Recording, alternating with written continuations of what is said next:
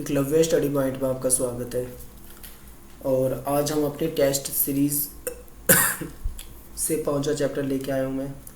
इससे पहले मैंने 4 चैप्टरों की टेस्ट पेपर अपलोड कर दिए हैं। अगर आपने नहीं देखे हैं तो आप उन्हें ज़रूर देख लें, क्योंकि तैयारी दोस्तों तभी कामयाब होती है हमारी जब हम अपने आप को जांचते हैं और आप इन प्रश्नों को ध्यान से पढ़ें और आप ये सोचें कि क्या आप इन सभी प्रश्नों के उत्तर दे सकते हैं, आपको क्या सभी क्वेश्चन आते हैं। अगर आपको सभी क्वेश्चन आते हैं तो समझ लेना कि आपकी तैयारी बहुत अच्छी है, लेकिन अगर आपको कुछ क्वेश्चन में दिक्कत आ रही है तो इसका मतलब आपकी तैयारी में कमी है। तो दोस्तों ये कुछ क्वेश्चन मैंने ऐसे बनाए हैं जो कि आपको एक आईना दिखा देंगे, जिस आईने में आपको ये पता लग जाएगा कि आपकी तैयारी कैसी है। तो चैप्टर ये 5वां है, समकालीन दक्षिण एशिया, और इस चैप्टर से मैंने बनाए हैं क्वेश्चन। तो दोस्तों मैं आंसर सबके नहीं बताऊंगा क्योंकि टाइम बहुत ज़्यादा लग जाएगा। मैंने चैप्टर की वीडियो बना रखी है, वहाँ पे आपको सभी के आंसर पता लग जाएंगे। यहाँ मैं मेनली क्वेश्चन पढ़ देता हूँ, आपको बस ध्यान से सुननी है क्वेश्चन। तो देखते हैं दोस्तों, पहला क्वेश्चन ये है कि दक्षिण एशिया में किन देशों को शामिल किया गया है। 7 देश थे, लेकिन बाद में एक 8वां भी जुड़ गया था, अफगानिस्तान, ये भी याद रखना। सेकंड जो है, दक्षिण एशिया में के देशों में किन बातों को लेकर विवाद था। बहुत सारी चीज़ें यहाँ, नदी जल बंटवारे पे लड़ रहा है कोई संसाधन के पीछे लड़ रहा है, कहीं पे जातीय संघर्ष है, कहीं पे लोकतंत्र और कहीं पे सैनिक शासन, कहीं राजतंत्र। 50 तरह की समस्या है यहाँ पे, और ये इसीलिए संवेदनशील माना जाता है ये। थर्ड में अगर देखता हूँ तो यहाँ पे थर्ड क्वेश्चन है, दक्षिण एशियाई देशों का संगठन का नाम क्या है और इसका मुख्यालय कहाँ पे। नाम तो सार्क है, मुख्यालय हेड ऑफिस है नेपाल के काठमांडू में। चौथा प्रश्न है, सार्क क्यों सफल नहीं हुआ, कारण बताऊं। इसका आंसर मैं आपको नहीं बताऊंगा, ये मैंने आपको वहाँ पे बहुत अच्छे से सेपरेट वीडियो में बना के मैंने डाल रखा है। अगर आपको नहीं देखा तो वहाँ वीडियो देख लें, आपको पता लग जाएगा। 5वां है, दक्षिण एशिया की भौगोलिक विशेषता बताओ। तो विशेषता बता देता हूँ मैं। उत्तर में हिमालय पर्वत श्रृंखला, दक्षिण में हिंद महासागर, पूर्व में बंगाल की खाड़ी, पश्चिम में अरब सागर, इस तरीके से घिरा हुआ ये वो एक उपमहाद्वीप बोलते हैं इसको।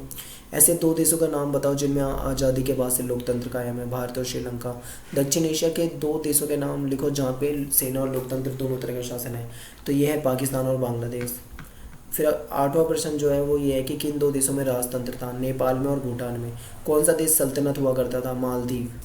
निम्नलिखित पार्टियां किस देश से हैं। हाँ, ये आपको बताना है, कमेंट में लिख के आप बता सकते हैं मुझे कौन सी पार्टी किस देश की है।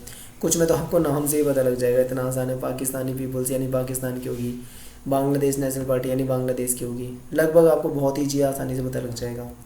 10वां प्रश्न है, पाकिस्तान के प्रधानमंत्री और तथा राष्ट्रपतियों के नाम क्रम से लिखना है। जो भी पीएम या राष्ट्रपति होंगे वहाँ के बने हैं उनके नाम लिखने हैं, आपको वहाँ से मिल जाएंगे। पाकिस्तान में लोकतंत्र को स्थायी ना रह पाने के पीछे कारण, ये इस चैप्टर का मोस्ट इंपॉर्टेंट क्वेश्चन है। कई बार पूछा जाता है कि पाकिस्तान में लोकतंत्र क्यों नहीं बन पाया है। अगला क्वेश्चन है, पूर्वी पाकिस्तान भारत के किन राज्यों के हिस्सों को काट के बना था। असम और बंगाल को काट के बना था।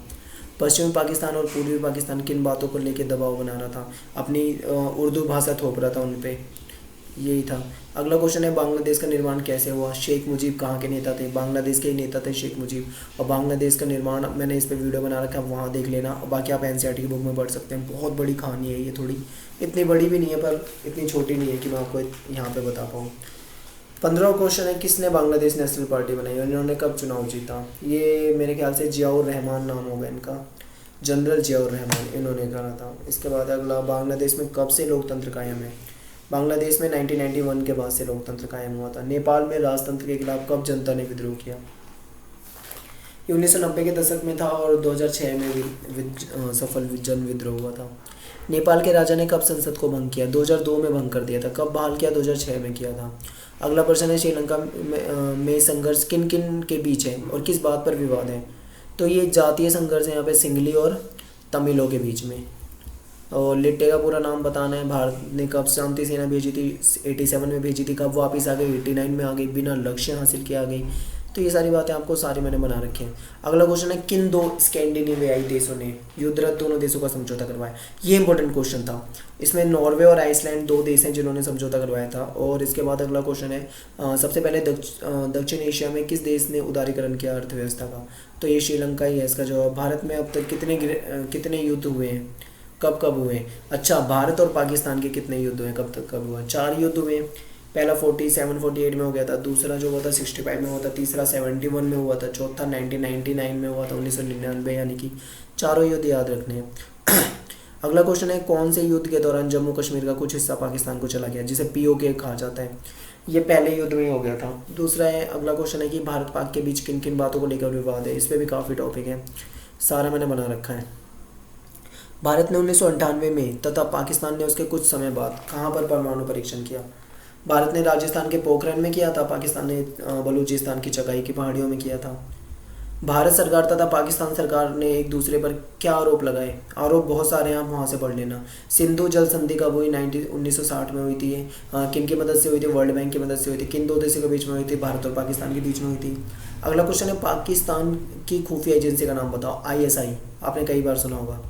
फिर इसके बाद ये क्वेश्चन है, भारत और बांग्लादेश में किन बातों को लेकर विवाद है, और भारत और बांग्लादेश में किन बातों को लेकर सहमति है। ये पेपर में बहुत बार आया हुआ क्वेश्चन है, तो ये सारे पॉइंट आपको मिल जाएंगे वहाँ पे।